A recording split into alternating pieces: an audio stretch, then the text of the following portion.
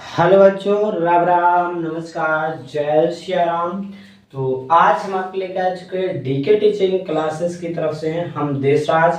और आज आपको बताएंगे अपनी इस क्लास में छोटी सी क्लास है और जब बड़ी भी हो सकती है। इस क्लास में चर्चा करें अपन लोग एमपी बोर्ड के लाने एमएमसीक्यू क्वेश्चन और मध्य प्रदेश बोर्ड के पास एक परीक्षा 2026 के लाने भी आपको वीडियो जो महत्वपूर्ण है त्रैमासिक परीक्षा जो आपकी 18 अगस्त से होने वाली वो के लाना भी अच्छे रहेगा।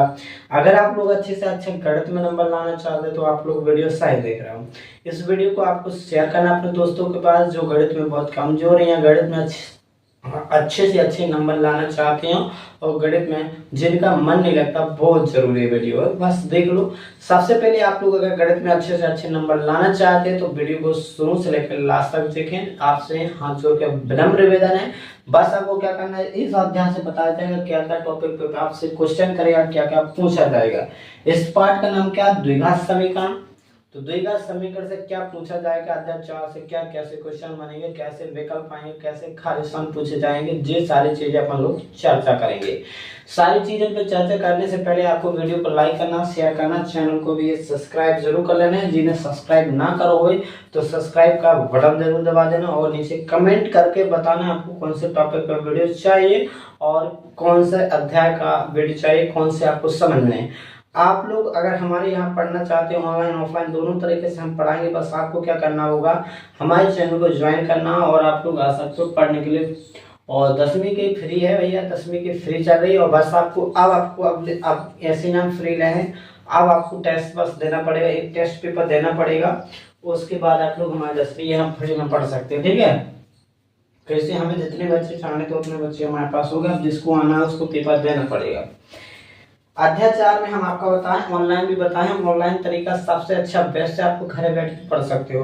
हम वैसा ही बताएंगे जैसा यहाँ पढ़ाते हैं, सब वैसा ही पढ़ाते हैं। जैसा आपको जितनी बार समझ में ना उतनी बार हम आपको वीडियो बनाने समझाएं बताएं, क्वालिटी 1 नंबर की बताई जाएगी।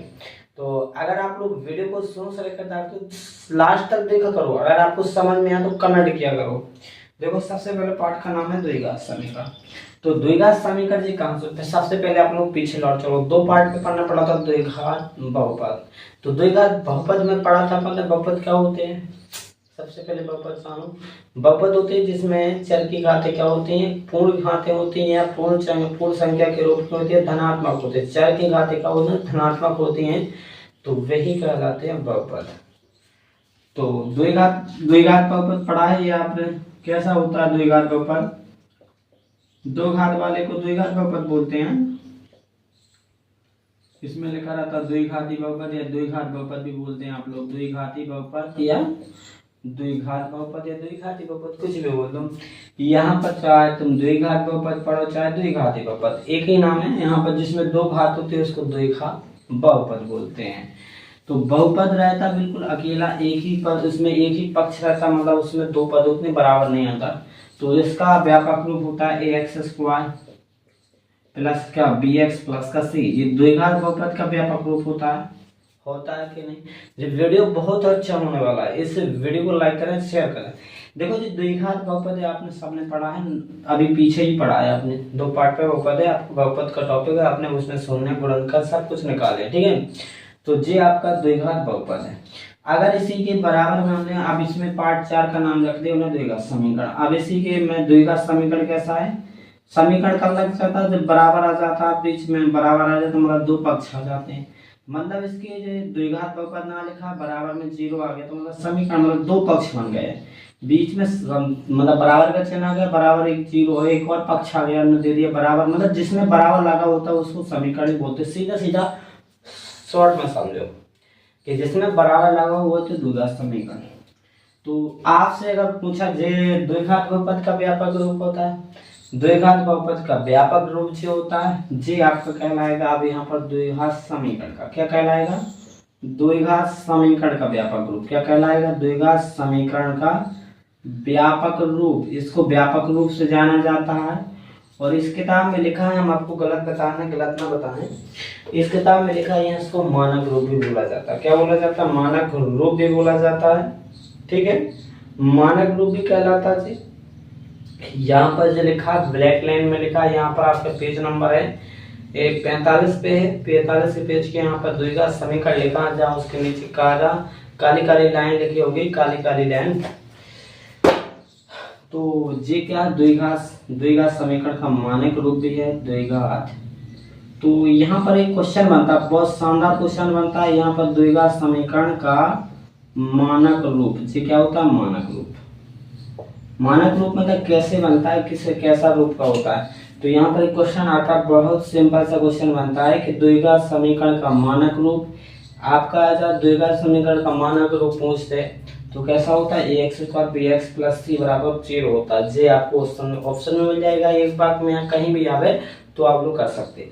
या फिर जो आ जाएगा द्विघात समीकरण का व्यापक रूप लिखिए है, यहाँ पर द्विघात समीकरण डाला हो तो समीकरण का लिखने आएगा, जहाँ द्विघात बहुपद का व्यापक रूप लिखना सूची लिखना है, बहुपद के लाने जो समीकरण लगा हुआ तो बराबर बस लगा। हमने क्या बताया कि जिसमें समीकरण में बराबर का, जिसमें बराबर का चिन्ह हो समीकरण ही कहलाएगा। ठीक है, सीधी सीधी बात है, इसकी पहचान है। अब आपको यहाँ से ये क्वेश्चन क्लियर हो गया कि यहाँ पर जे बनता है। ठीक है, इधर से क्लियर होगी बात पक्की, समझे। फिर आपको यहाँ से क्वेश्चन में मिलेंगे समीकरण, द्विघात समीकरण से थोड़ी।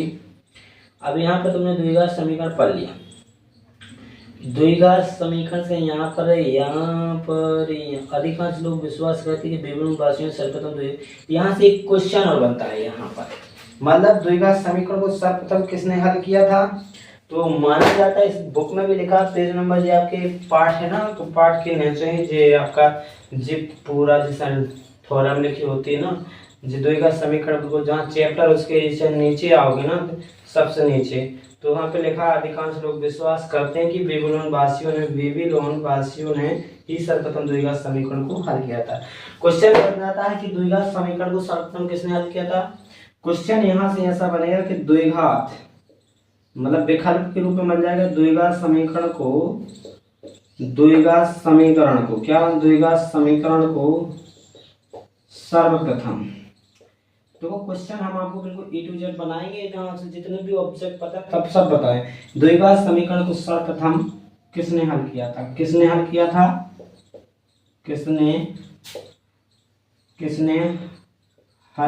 था, तो बताया अभी किसने किया था हल। तो सर्वप्रथम किसने हल किया था, बेबीलोन वासी। उत्तर में आपको या ऑब्जेक्ट में आप उसके क्या लिखना है, बेबीलोन वासी होगा आपके ऑप्शन में,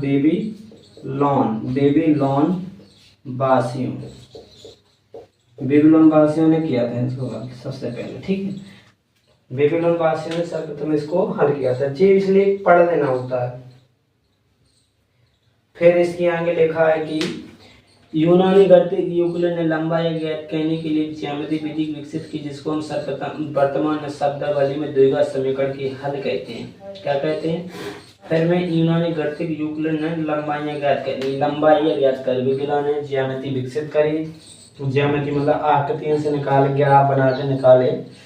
फिर इनमें किसने निकाले जी, यूक्लिड ने, यूनानी गणितज्ञ यूक्लिड ने लंबाई ज्ञात कर एक ज्यामिति विधि विकसित करने के लिए, जिसको हम वर्तमान में शब्दावली में कैसे नाम से जानते हैं, द्विघात समीकरण की हल कहते हैं, जिन्हें द्विघात समीकरण की हल कहते हैं। ठीक है, वर्तमान अपन इसी रूप में जानते हैं। तो व्यापक रूप में द्विघात समीकरण को हल कराने का श्रेय किसको मिलता है, द्विघात समीकरण को हल करने का श्रेय बहुधा प्राचीन भारतीय गणितज्ञ को दिया था। बहुधा प्राचीन गणितज्ञ को तो दिया जाता था, वास्तव में ब्रह्मगुप्त ने ए स्क्वायर प्लस बी एक्स बराबर सी के रूप में द्विघात समीकरण को हल करने का स्पर्श सूत्र दिया था। बाद में एक पहले द्विघात समीकरण को इस वाले ब्रह्मगुप्त ने था, तो जो ए x square plus B x बराबर सी के बराबर एक ना इस वाले को। फिर श्रीधराचार्य ने एक सूत्र प्रतिपादित, जैसे द्विघात सूत्र के रूप में जाना जाता है। किन्हें, देखो जो द्विघात एक श्रीधराचार्य सूत्र बनता है, यहाँ पर एक ऑप्शन आपसे यहाँ पर विकल्प बनेगा श्रीधराचार्य का, कि द्विघाती सूत्र पूछा जाए या श्रीधराचार्य सूत्र पूछा जाए। तो यहाँ से आपको द्विघाती सूत्र और श्रीधराचार्य सूत्र पूछा जाता है। आ जाएगी द्विघाती सूत्र की या श्रीधराचार्य सूत्र देखिए, या तो जी आ जाएगी। आपको इसमें जी पढ़ लेना है, पूरी कहानी इसकी पढ़ लोगे आपको आराम से समझ में आएगा।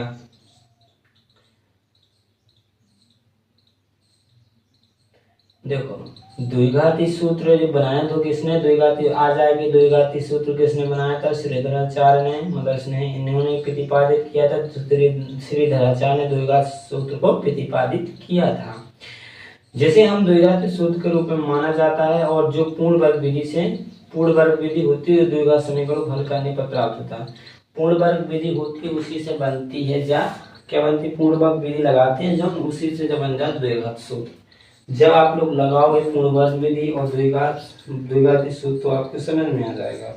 सो आगे चल के अपना लगाना है सब कुछ, लेकिन यहाँ पे ऑब्जेक्ट की चर्चा चल रही तो जी हमने बता रहे आपको जी पूरा यहाँ पर पैराग्राफ पढ़ लेना, अच्छे से पढ़ लेना एक दो बार, जी में आपका याद बने रहे। यहाँ पर श्रीधराचार्य की जे भी बने 1050 ईसा में इनको जन्म हुई है।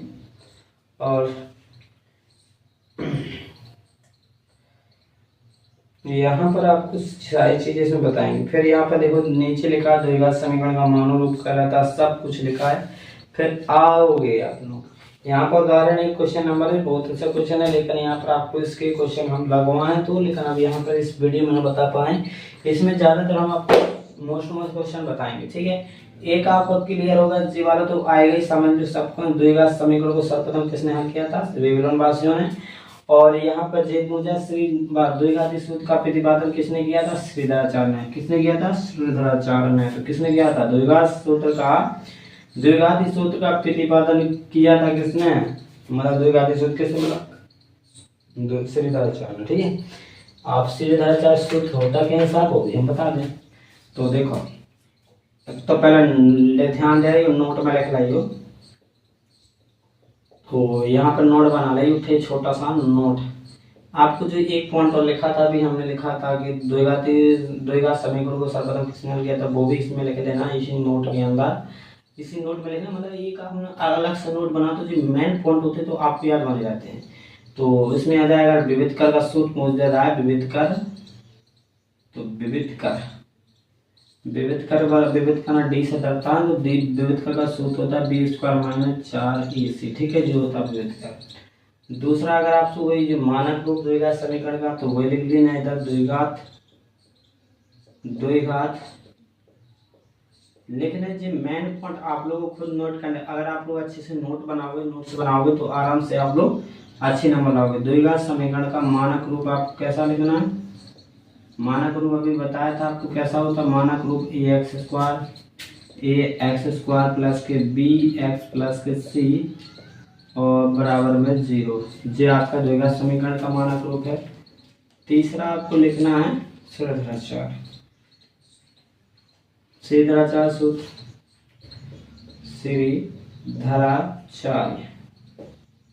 श्रीधराचार्य या फिर द्विघाती सूत्र। देखो इस सूत्र को दो जन के नाम से जाना जाता है, दो ही के नाम से, श्रीधराचार्य भी बोल सका ऐसे, श्रीधराचार्य ने सूत्र बना तो उसका ही चलता है, फलाने बना तो ढिकाने बना तो श्रीधराचार्य सूत्र।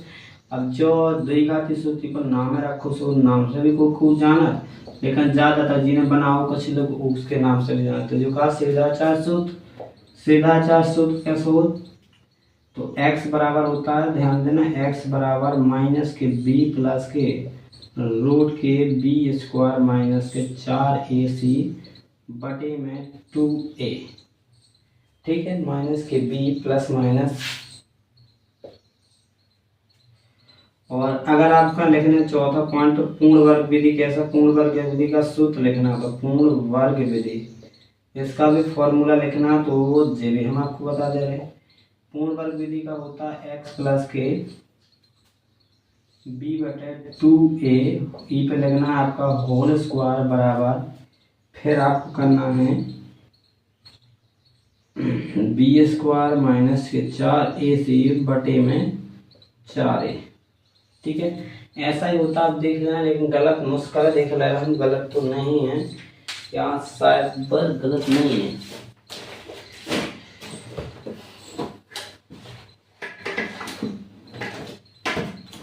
इतना ध्यान दिया जाना तो शायद गलत इतना ही है ना, पुरानी किताब में तो हमको इतना ध्यान नहीं कर सकते, लगा उतरा तो ध्यान में नहीं रहा, और जब फिर लगा ना तो फिर नहीं रहा। चलो वैसा ही सही है, अपना सही है, तो नीचे स्क्वायर लगाना था, इधर स्क्वायर बचता और कुछ नहीं, उल्टा सही है ना। चलो इतना जी आपका गुणबल विधि का सूत्र होता है। इधर के बाद अपन चले फिर आगे, और फिर अगर और कुछ मेन पॉइंट इसमें देखे जाएं तो मूलों की प्रगति होती है। ठीक है, यहाँ पर मूलों की प्रगति विशेष रूप से अच्छे से समझनी है आपको। ठीक है, मूलों की प्रगति पहले तो अपन लोग द्विघात समीकरण एक लगाएंगे, उसके बाद अपन लोग मूलों की प्रगति में चेक करेंगे। उसके बाद 5वां पॉइंट में वही पढ़ाते हैं जो अभी बताया था कि द्विघात समीकरण हल सर्वप्रथम किसने किया था। तो आपको सबसे पहले वही यहाँ नोट में डाल देना। ठीक है, आप लोग एक फिर समीकरण लेते हैं, इसके मूल निकालते हैं। ठीक है, मूल निकालने के बाद फिर अपन लोग यहाँ पर एक सवाल लेंगे जांच का। तो जांच करने अपन हाँ जैसे कुछ भी आप हाँ बता दें पहले हल्ला जी, कैसे वीडियो को लंबा हो जाएगा, आपको देखना बस है। इसमें हम आपको सारी चीजें करते हैं, चर्चा करें जो अच्छे से अच्छे हैं, मोस्ट इम्पोर्टेंट है, सारी चर्चा करेंगे।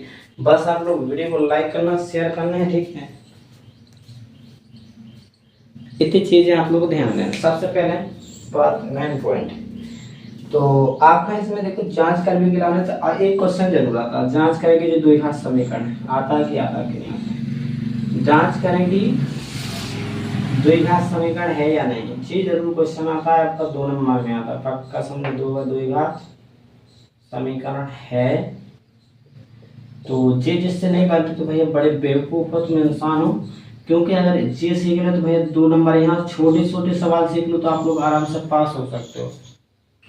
द्विघात समीकरण है कि नहीं, आज जैसे हम आपको पहला ही लेने यहाँ पर उदाहरण का ले ले चाहे क्वेश्चन का ले लें, उदाहरण का ले लें तो उसमें एक आदि दो हम आपको लगा के दिखा दे, इसका तीसरा बता दें आपको, चाहे दूसरा ही बता दें, कौन बोलो दूसरा ही बता दे, कैसे दूसरा थोड़ा अजीब सा लग रहा होगा आपको।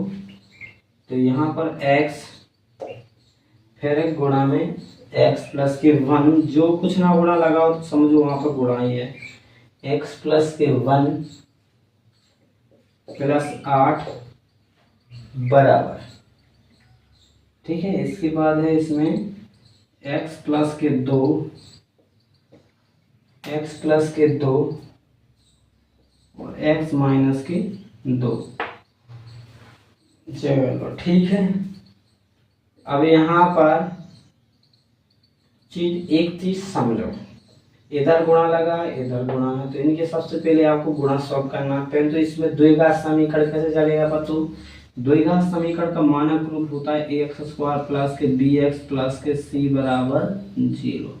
अब इसको नाम द्विघात समीकरण क्यों पड़ा, क्योंकि इसमें 2 घात है, चर की घात 2 घात, द्विघात बहुपद होता था जिसमें चर की अधिकतम घात तो उसके नाम से चलता था घर। अब तुम्हारे घर में जो बड़ा होगा उसका ही नाम चलेगा, जैसे मुखिया होता है, घर का मुखिया कौन है, जो बड़ा सदस्य होता है उसको मुखिया बन जाता है।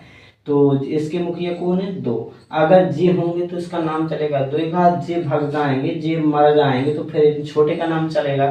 तो इनका जिसकी घात 1 होती है उनको बोलते हैं रैखिक, तो रैखिक समीकरण कहलाता। फिर अगर यहाँ पर 2 घात है तो इसका नाम चलेगा द्विघात। ठीक है, जब द्विघात आएगी तो द्विघात समीकरण होगा, और 2 घात ना रहेगी तो द्विघात समीकरण नहीं कहलाएगा। जब बात क्लियर है, यहाँ पर अब अपन को यहीं पर यही करना, तो सबसे पहले इनके गुणा करें। जे गुणा आपने 8वीं में पढ़े हैं, 9वीं में पढ़े हैं, तो इनको गुणा करो, इनमें x को x में हुई है तो क्या हो जाए x², इसमें होगा अगले में तो x को x से कम x प्लस के 8। चलो इसको इसमें कर दो, तो x का x में होगा x², इसका इसमें करेंगे माइनस का 2 1 कम 2x, इसका इसमें होगा माइनस प्लस का 2 1 कम 2x, माइनस 2 दूना 4 आ जाएगा। चलो इधर हो गया प्लस के x² प्लस के x प्लस के 8। अब जे तुम्हारे कितने x² माइनस प्लस में घट जाएगा, 2 में से 2 घटा तो कितना आ जाएगा 0 बचा माइनस का 4 बस। अब इधर एक बात और ध्यान देने अपन, हाँ तो जी का तुम्हारा प्लस का x, जी का प्लस का x², जी प्लस का x² प्लस के x² में से अगर ना प्लस का ना आएगा तो माइनस हो जाएगा, तो x² में से x² घट जाए तो ये प्लस प्लस के 1 से दोनों पक्षों में जो 1 सा होता है वो हट जाता है, मतलब कट जाए। इधर प्लस का x² इधर प्लस का 1 से है तो हट जाए सेम, तो x प्लस का 8 बचा बराबर कितना बचा माइनस का 4। यहाँ पर जी x प्लस का 8 माइनस 4 इधर आएगा बराबर में माइनस का इधर हो जाएगा प्लस, तो x बराबर x में 8 से 8 में 4 जोड़ें तो 12 बराबर 0। यहाँ पर भैया जो मुखिया होता है वो मर चुका है, मतलब भाग गया, उसमें है ही नहीं।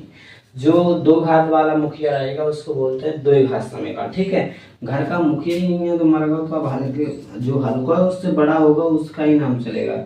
अब इससे बड़े को है जीवाले कहलाएंगे, एक घात वाले, मतलब जिससे लिखा था वो जीरो घात वाला कहलाता। इसमें एक्स घात चर की, इसमें चर की घात जीरो, मतलब उसमें चर की घात जीरो का मतलब इसमें जीरो चर है नहीं है, इसमें चर कितना एक है तो एक घात हो जाता है। तो इसका क्या हो जाएगा, अतः लिख दोगे, अतः दिया गया समीकरण, तो ये बात नहीं है, अतः दिया गया समीकरण, एक क्वेश्चन ऐसा आता तो आप लोग नोट कर लो, दिया गया समीकरण एक द्विघात समीकरण नहीं है, द्विघात समीकरण नहीं। जब चीज आपका क्लियर होगी, समझ में आ गई, आशा इतनी हम कर रहे हैं। देखो अब आपके आगे आता है, इसमें जो चीजें आपको इसमें घात 3 लगी, एक में उसमें घात 3 लगी, तो कैसे सॉल्व करोगे। आपने नौवीं में सीखे हैं सब घात 3 लगे तो सब पढ़े हैं, तो बिल्कुल नौवीं जैसा आपको नौवीं में जैसे सॉल्व करते थे, या तो तुम सीधे सरसम का लगाओ या फिर 3 ने गुणा में लिखो उनको, तो फिर गुणा करो डायरेक्ट सीधा। ठीक है, सरसम का लगाओ या नौवीं में कई हाथ से कहो तुमको। ऐसे हम तुमसे हर चीज कहते हैं, हर बार कहते हैं, हर वीडियो में बताते हैं कि हर चीज पहले हम जो क्लास में पढ़ते हो क्लास को अपन लोग सीख लो। कुछ लोग ट्यूशन में पढ़ते हैं, कहीं भी पढ़ते हैं, तो बोलने की हम भैया तुम्हें 8वीं को 9वीं को 10वीं को सिखाए दे रहा है, 6वीं को ना सिखाए। तुम 6 में पढ़ रहे तो 6 की गणित लगवाओ, अपनी 9 में पढ़ रहे तो 9 की लगाओ, 7 में पढ़ रहे तो 7। जितना आप तुम पढ़ रहे हो उतने क्लास का अपने हिसाब को पढ़ो, आगे को सीखो, बाद में भूल जाएगा, सही है ना। तो चलो फिर आपके यहाँ पर आते जांच करने वाले हो गए थे, जांच करने वाले प्रश्न हमारे 4 में यही क्वेश्चन आ चुके हैं। आगे भाषा वाले क्वेश्चन की अगले वीडियो में चर्चा करें कैसे हैं, यहाँ पर मेरा वीडियो बहुत लंबा हो जाएगा। फिर आगे बढ़ते हैं मूल पे, तो मूल के आगे मूल और हमें यहाँ पर विविध कर ज्ञात करना सिखाएं, क्योंकि पेपर में आपकी विविध कराएगा एक ठैया, तो एक भाषा ही समीकरण भाषा का सवाल आएगा, तो वो भी बताना पड़ेगा अगले वीडियो में बताएं। अभी तो हम बिल्कुल जो आपके सामने मूल ज्ञात करना सिखाएंगे, अभी इस वीडियो में विविध कर बताएंगे। तो पहले तो मूल निकालना सीखना, तो पहले मूल क्या होते हैं। मूल को बहुपद में बोला जाता था शून्यक। शून्यक जानते कोई ऐसा बहुपद होते, ऐसे मान होते थे जो बहुपद में रखो तो 0 कर दे। शून्यक के बारे में बात करें तो शून्यक ही मतलब नाम है, बस समीकरण बदल गया, द्विघात जैसे द्विघात बहुपद था, पहले बहुपद लगा था उसकी जगह बहुपद की जगह समीकरण आ गया।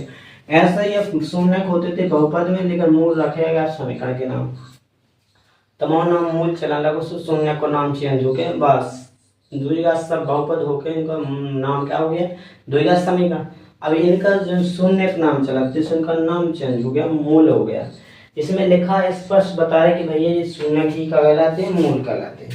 ठीक है, तो आपको उदाहरण 4 है, इसमें लगाते हैं हम, निकालते, फिर इसमें मूलों की प्रगति भी सारी इकट्ठी बताते जाएंगे, नहीं तो बाद में दिक्कत है। तो हर भी एक बार में हम आपको पूरा डिटेल में समझा रहे हैं। ठीक, द्विघात समीकरण, इसमें लिखा द्विघात समीकरण 6x²। क्वेश्चन ऐसा आएगा, उदाहरण 4 है जी आपका, x 6² माइनस के x माइनस के 2 बराबर 0 के मूल ज्ञात कीजिए। अब इसमें तुमसे कोई ना विधि कह रहा, तुमसे कोई कुछ नहीं कह रहा, मूल ज्ञात कीजिए। तो मूल ज्ञात करने सबसे पहले मूल क्या मतलब शून्य ज्ञात करना, मूल का मतलब होता है शून्य ज्ञात करना। अब अपना शून्य ज्ञात करना मतलब आपने 9वीं में पढ़े ना शून्य ज्ञात करना द्विघात बहुपद की, तो पहले सबसे पहले उनके गुणनखंड करने पड़ेंगे। जब शून्य में करते हैं तो वैसा ही है, तो पहले गुणनखंड करो अपन लोग। तो 6x² के पहले अपना गुणनखंड करना है बराबर 0। तो गुणनखंड करने के लिए प्रथम पद और अचर पद का गुणा करते तो 6 दूना माइनस का 12x² आ जाएगा। तो 6 दूना 12 माइनस x² और गुणा करके से 12 और जोड़ के घटावे से कितने आ जाए 1 माइनस का।